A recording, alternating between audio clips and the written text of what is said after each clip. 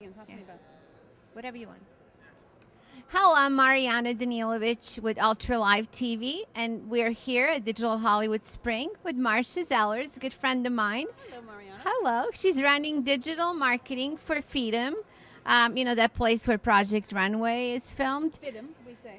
Okay, FIDM FIDM. or FIDM. FIDM. So, go, Marcia, tell us a little bit more about this role and how does it work with all these wonderful roles you had in your career in digital media? Well, this is a little bit of a different role for me because I spent most of my career running digital media initiatives in the entertainment industry, mostly for cable networks.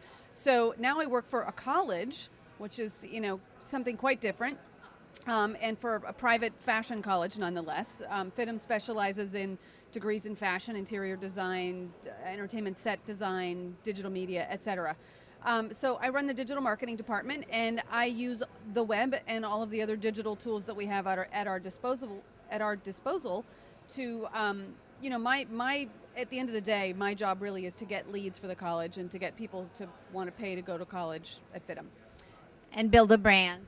Absolutely. I mean, the way that you do that, of course, is you build a brand that has an impact online, on iPhones, on all of the places where young people, primarily 16 to 23, spend their time.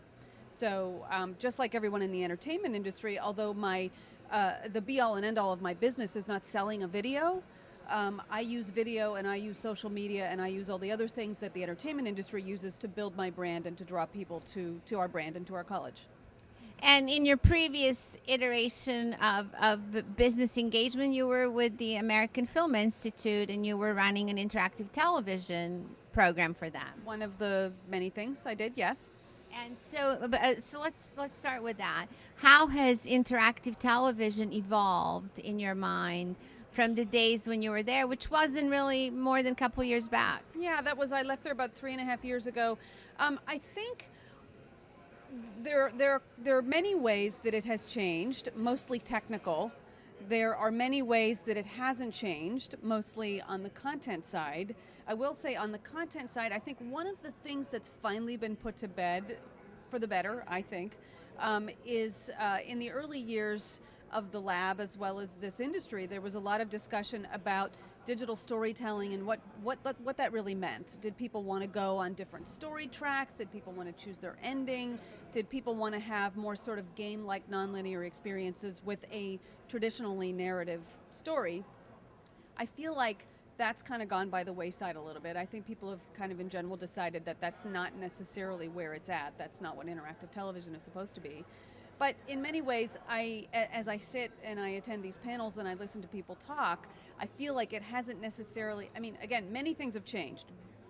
Business models, questions have changed, technologies have changed. There's been a world of change in the last 10 years. But as far as the ultimate impact on the consumer and on the viewer, I'm not sure that it's changed all that much. It's just that what's behind the scenes making things function is completely different. Back, 15 years ago when I was making interactive television, it was completely kludged together.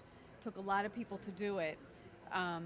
These days, there are software, there are tools, there are monetization tools, there's DRM, there's all the things that exist behind the scenes. So I think in that way it's changed a lot, and so many other ways as well. But what I'm hearing you say is the vision of the content, of the creative community that's been pursuing this area of content is really now finally being implemented. I think so, yeah. And I don't necessarily think that the implementation is different than what the conversation has been about what that implementation should be. It's just that it's all becoming possible now.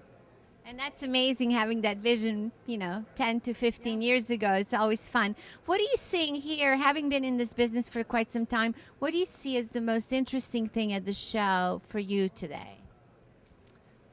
Oh my goodness. The most interesting thing at the show, I guess, is seeing that people who have been successful on the sexy side of the business, actors, successful television writers, directors, etc., are here for the first time this year.